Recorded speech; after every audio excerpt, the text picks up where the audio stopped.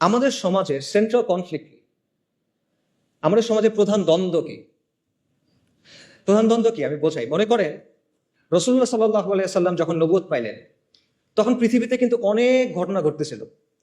Roman আর পার্সিয়ানদের মধ্যে যুদ্ধ চলতেছিল, ব্যাপক যুদ্ধ, অনেক বছর ধরে। আরবে বিভিন্ন রাজাদের মধ্যে যুদ্ধ চলতেছিল। জাজিরাতে কুরাইশদের বিভিন্ন গোত্রের মধ্যে রেষারেষি চলতেছিল, এটা আমরা জানি, বনু উমাইয়া, বনু হাশিম, নানা কাহিনী। আফ্রিকাতে অনেক সাম্রাজ্য ছিল, তাদের মধ্যে যুদ্ধ চলতেছিল। এই সময়ের মাঝখানে আপনি যদি ওই সময়ের একটা পেপার পাইতেন, মনে করেন ওইখানে আসলে রাসূলুল্লাহ সাল্লাল্লাহু আলাইহি ওয়াসাল্লামের নিউজটা যখন উনি নবুয়ত পাইছেন, এটা কোথায় আসতো? মনে করেন 8 নাম্বার পেজে ছোট্ট একটা ইঞ্চি করে একটা খবর আসতো, তাই না? কিছু না আসলে মনে করতে মানুষ। But at the end of the day এটাই ছিল মূল ঘটনা। যদি আমরা পৃথিবীর একটা হিস্ট্রি লিখি, রাসূলুল্লাহ সাল্লাল্লাহু আলাইহি ওয়াসাল্লাম হলেন বা আম্বিয়ায়ে কেরাম হলেন মূল ক্যারেক্টার, এবং তাদের সাথে যেগুলো ঘটতেছে এগুলো হলো মূল স্টোরি লাইন, বাকি সবকিছু হলো সাইড ক্যারেক্টার, সাইড কোয়েস্ট, পার্শ্ব চরিত্র, রাইট? তার মানে ওই সময় পৃথিবীতে মূল কনফ্লিক্ট কোনটা ছিল? ইমান বনাম শিরক, তাওহীদ বনাম শিরক, ইমান বনাম কুফর, দ্যাটস ইট। সিমিলারলি আপনার চিন্তা করতে হবে যে আমাদের সমাজে মূল কনফ্লিক্ট কোনটা। কারণ আপনি যখন মূল কনফ্লিক্টে ফোকাস করবেন, তখন আপনি একটা সমাজকে একটা পরিণতির দিকে নিতে পারবেন, নইলে পারবেন না। তা আমাদের সমাজে সেন্ট্রাল কনফ্লিক্ট কোনটা? আমরা অনেক কথাবার্তা বলি। আগে বলা হয়তো আওয়ামী লীগ বনাম বিএনপি, ভারত বনাম আমেরিকা, বা ভারত বনাম চায়না, শাহবাগ বনাম অ্যান্টাই শাহবাগ, ফ্যাসিজম বনাম অ্যান্টাই ফ্যাসিজম, অনেক কথা বলা হয়। But at the end of the day এগুলো কোনোটাই আমাদের সমাজের সেন্ট্রাল কনফ্লিক্ট না। এগুলো যদি সলভ হয়ে যায়, তাও আপনি বিজয় পাচ্ছেন না, মুক্তি পাচ্ছেন না, যেটার কথা আমরা বললাম। মনে করেন প্রো ইন্ডিয়া গভর্নমেন্ট চলে গিয়ে একটা প্রো আমেরিকান গভর্নমেন্ট আসলো, সমাধান হয়েছে? মনে করেন ফ্যাসিস্ট গভর্নমেন্ট চলে গিয়ে একটা অ্যান্টাই ফ্যাসিস্ট গভর্নমেন্ট আসলো, সমাধান হয়েছে? মনে করেন কালকে থেকে শাহবাগ নাই বাংলাদেশে, সমাধান হবে?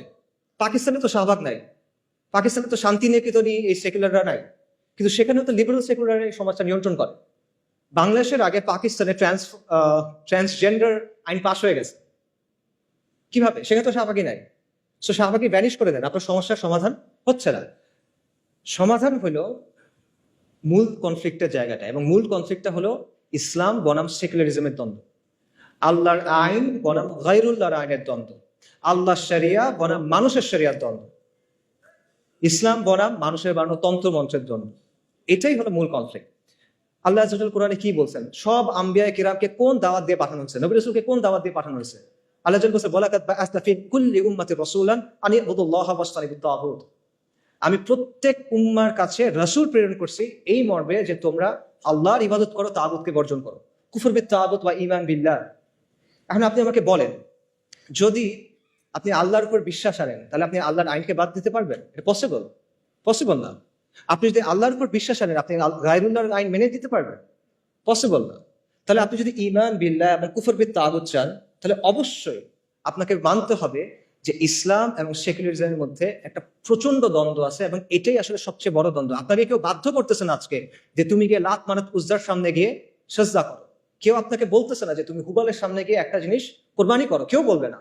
কিন্তু সে কি বলবে? আল্লাহর আইন ছাড়ো, গায়রুল্লাহর আইন ধর, সে এটা আপনাকে বলবে। সো এইটাই হলো সেন্ট্রাল কনফ্লিক্ট, এবং এই বিষয়টাকে আমাদের দাওয়ার মূল ভিত্তি বানাইতে হবে, এবং আমাদেরকে এটা সমাজের মূল প্রশ্নে পরিণত করতে হবে, যেটা আমরা পারি নাই। এখানে আমরা স্পেকটাকুলারলি ফেল করছি। বাংলাদেশের সাধারণ মানুষ যখন তার ভবিষ্যৎ নিয়ে চিন্তা করে, সে কি বলে দেখেন? সে কিসের কথা বলে? সে বলে ডেমোক্রেসির কথা, সে ভোটের কথা বলে, সে অর্থনীতির কথা বলে, কিন্তু সে কিন্তু শরিয়ার কথা বলে না।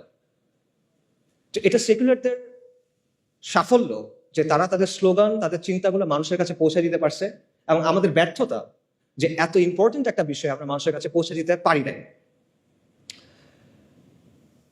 কাজে যদি আমরা ইসলামের বিজয় চাই, তাহলে অথবা আমরা ইসলামকে শক্তিশালী করতে চাই, আবারও বলতেছি, আপনি সংস্কার চান অথবা আপনি বিপ্লব চান, এই কাজটা আপনার করতেই হবে।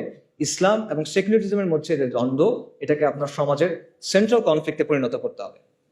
বাকি সবকিছু সেকেন্ডারি। হ্যাঁ, অবশ্যই ব্যক্তি পর্যায়ে আপনি দাওয়া করবেন ইমান, আমল, আকীদার, অফকোর্স এটা বাদ যাবে না। বাট যখন আপনি সামষ্টিক পর্যায়ে যাবেন, সমাজের কথা বলবেন, তখন এটা আপনার দাওয়ার মূল কেন্দ্র হতে হবে।